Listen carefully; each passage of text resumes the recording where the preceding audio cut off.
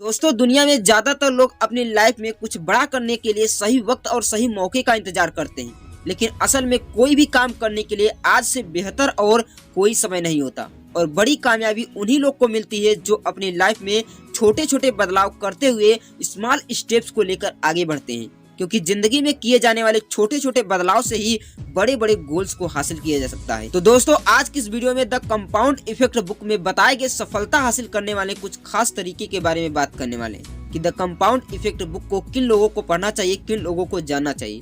वे लोग जो हार के लिए दूसरों को दोष देते हैं, वे लोग जो अपनी सीमाओं को बढ़ाना चाहते हैं, वे लोग जो अपनी आदतों को बदलना चाहते हैं। द कंपाउंड इफेक्ट बुक में आप सीखने वाले हैं कि सफलता हासिल करने के लिए आदतें बनाना क्यों जरूरी है, किस तरह से अच्छी आदतों को अपनाकर और अच्छे लोगों के साथ रहकर रोज थोड़ा थोड़ा कुछ नया सीखकर अपनी मंजिल को पा सकते हैं, और अपनी सीमाओं को बढ़ाने से आप किस तरह से आसानी से कामयाबी को हासिल कर सकते हैं। तो चलिए इसको एक उदाहरण के माध्यम से जानने की कोशिश करते हैं। दोस्तों, इस वीडियो को अंत तक जरूर देखिएगा, तभी आपको इस किताब में बताए गए रहस्य के बारे में पता चलेगा। रोहन और सोहन नाम के दो दोस्त थे जो एक ही शहर में रहा करते थे। इन दोनों ने एक ही स्कूल और एक ही कॉलेज में पढ़ाई पूरी की और दोनों की ग्रेजुएशन एजुकेशन भी सेम थी। इसके अलावा दोनों का बिजनेस और इनकम भी सेम था। दोनों को भी जो अपने लाइफ में आगे बढ़ना था और समय के साथ चलना था, लेकिन इन दोनों दोस्तों में रोहन को जिंदगी में छोटे छोटे बदलाव करने के महत्व को अच्छी तरह से जानता था और समझता था। इसलिए उसने अपने लाइफ में बहुत छोटे छोटे और बेहद मामूली से नजर आने वाले चेंजेस किए। दरअसल उसने सुबह न्यूज़पेपर पढ़ने के बजाय उसने किसी अच्छी किताब के 10 पेज पढ़ना शुरू कर दिया। वह रोज सुबह ऑफिस जाते समय रास्ते में म्यूजिक सुनने के बजाय वह इम्प्रेशनल किताबों की ऑडियो बुक सुनने लगा।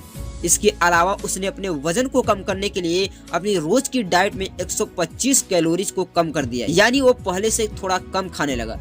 साथ ही उसने अपने डाइट में बर्गर और पिज्जा जैसे जंक फूड को भी खाना बिल्कुल ही बंद कर दिया। वह हर रोज 2 किलोमीटर पैदल चलता और ऑफिस में एक क्लाइंट की जगह वह हर रोज 2 क्लाइंट को एक्स्ट्रा कॉल करता।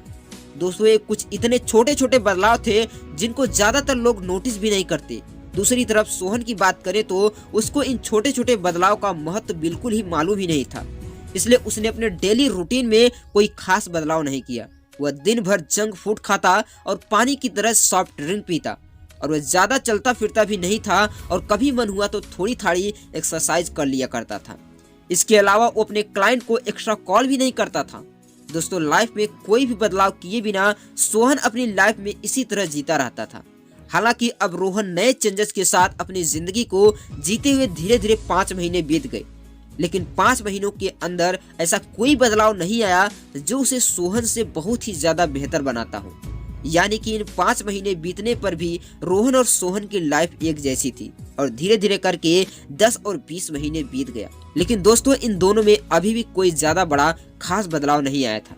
बीच बीच में कई बार तो पॉजिटिव रिजल्ट को ना देखकर रोहन का मोटिवेशन भी डाउन हुआ करता था, और वह सोचता था कि सोहन तो अपनी जिंदगी में मजे जी रहा है और वह अपनी लाइफ में इतना बदलाव करने के बावजूद भी कुछ खास तरक्की नहीं कर पा रहा है। हालांकि यह सब विचार उसके मन में आने के बावजूद भी वो अपने डेली रूटीन पर इसी तरह जमा रहा। दोस्तों, इसका नतीजा यह हुआ कि उसको अब इसके डेली रूटीन में मजा आने लगा, और वो अपने इस डेली रूटीन के साथ अपनी जिंदगी को एंजॉय करने लगा। उसके बाद इन दोनों दोस्तों की लाइफ में इस तरह चलती रही, और देखते ही देखते 27 महीने बीत गए। 27 महीने पूरे होते ही इन दोनों की कहानी पूरी तरह से बदल चुकी थी। दरअसल रोहन हर रोज 10 पेज पढ़ते हुए सक्सेस के ऊपर लिखी 50 किताबों को पढ़ चुका था, और उसके साथ ही वो लगभग 470 घंटों का ऑडियो बुक भी सुन चुका था। इसके अलावा उसने अपनी डाइट में 125 कैलोरी कम करने और रोजाना सिर्फ 2 किलोमीटर चलने की वजह से उसका वजन भी 15 किलो कम हो गया था। उसके साथ ही रोजाना 2 एक्स्ट्रा कॉल करके उसने इन 31 महीनों में कुल मिलाकर 1860 एक्स्ट्रा कॉल किए थे, जिसकी वजह से उसके बहुत सारे नए क्लाइंट मिले और उसका बिजनेस और इनकम पहले से कई ज्यादा बढ़ गया। दूसरी तरफ रोहन का दोस्त सोहन, जिसने अपनी लाइफ में कोई बदलाव नहीं किया था, वह अनहेल्दी खाना खाने की वजह से, एक्सरसाइज ना करने की वजह से उसका वजन काफी बढ़ गया था। यहाँ तक कि उसके मोटापे का असर उसके दिल पर भी होने लगा था।